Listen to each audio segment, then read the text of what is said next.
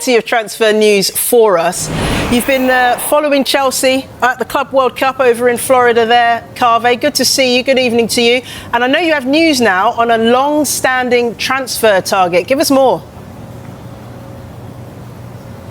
Yes, Chelsea are moving closer to agreeing a deal with Borussia Dortmund to sign Jamie Gittens. Now, both clubs, Chelsea and Dortmund, are out here in the States playing in the Club World Cup, and talks have been continuing between the two clubs over the past fortnight about a deal for Gittens. If we go back to the start of this month, of course, during that first transfer window of the summer, Chelsea were trying to sign him then, but they weren't able to do a deal before the first deadline day on June the 10th. But we always told you that Chelsea would go back in for him, and they have gone back in for him. And the latest information we have is that a deal is now getting close. Gittens himself actually hasn't been feeling too well. The Dortmund head coach Niko Kovac told us a few days ago that he'd been affected because it's too hot outside and it's too cold inside the Dortmund hotel. So he'd picked up a sort of virus or flu. He missed their game a couple of days ago against Ulsan HD. We have to wait and see whether he'll feature in their round of 16 game, which I think is on Tuesday against Monterrey. Chelsea, of course, are playing tomorrow against Benfica in their round of 16 game against Charlotte. But definitely the direction of travel is that Gittens will become a Chelsea player. I'm not sure how much the deal will be worth. I think around the 55 million euro mark they'll have to end up paying for him. Chelsea, we've told you for a couple of weeks, will definitely sign at least one more wide player because Jadon Sancho has left. Mykhailo Mudryk is unavailable at the moment, and Gittens has been their top target. Carve, it's Mark in the studio here. Great to see you in action over the course of the Club World Cup. Let's look at another position that Chelsea have been talking about. Now, we know they've closed the chapter on the AC Milan goalkeeper Mike Maignan, but could they still sign a goalkeeper over the course of this summer?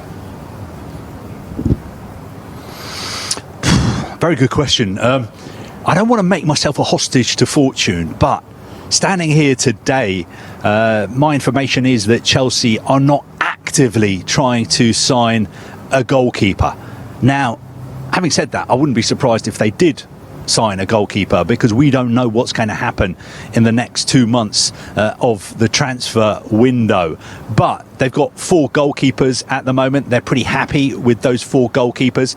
I think one of those 4 will move on loan to Strasbourg. One of them will be sold. So possibly they could sign another goalkeeper. I don't know. Sometimes you've got to hold your hand up and say, I don't know what's going to happen. My information is they're not actively looking for one, but I wouldn't be surprised if they did sign one. Could it be Emi Martinez? There have been lots of reports that he will leave Aston Villa this summer. Now, I believe that Chelsea have a lot of respect for Emi Martinez.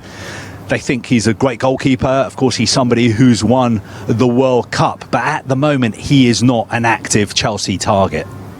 Carve, it looks brilliant out there in Orlando. You're following Manchester City. One player not in Orlando right now, Jack Grealish, not even in the Club World Cup squad. What's Pep Guardiola had to say about him? Yeah, this is a bit of a sort of strange one because everybody loves Jack. Everybody loves Jack Grealish, the way he plays, the way he sort of deals with fans, all the work he does off the pitch as well. But obviously there's some kind of issue, which means that he hasn't been selected to be in the City squad to come to the Club World Cup. He's been told that he can find a new club.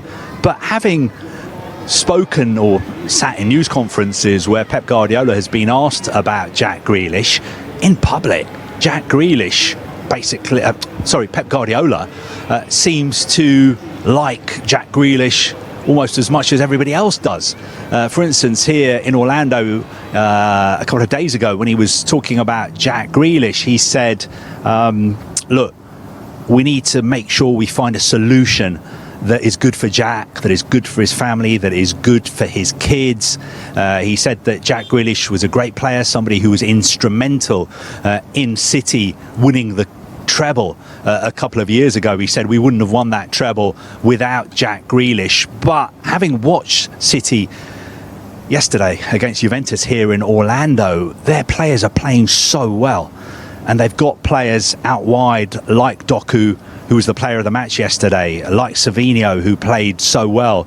They've also made quite a lot of signings. So you scratch your head and think, does Jack Grealish have a future at this club?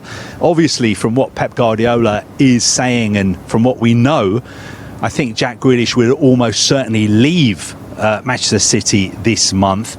But from what Pep Guardiola said yesterday, he will be leaving with Guardiola's best wishes. Said many times, so the guys have been together for many years. Always I wish him the best. I want the best for Jack, for his partner, his kids and family. I want the best. I don't know what's going to happen right now. I don't have any doubts about the quality of Jack. So the quality always have been there. The year of the treble that we won, without him it would have been impossible. So he's a top player, but the players that compete within each other.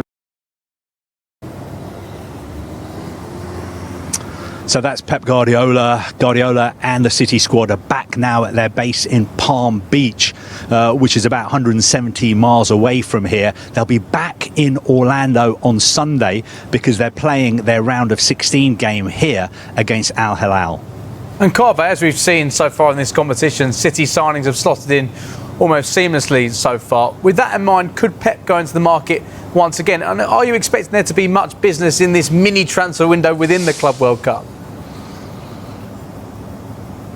Well, there is this window that's now opened.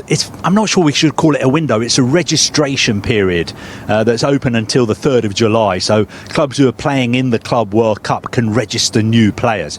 Now, I'm pretty sure Chelsea won't be registering any new players. City won't be registering any new players.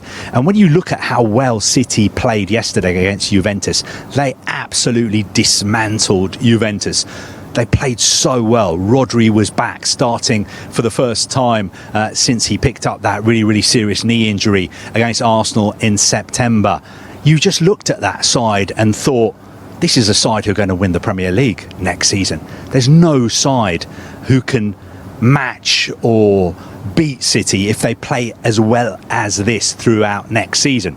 So the short answer to your question is, I don't think they need to sign anyone. But who knows? The transfer window is open for a while yet, so they may move in the market, especially if players leave. And I think quite a few players will leave.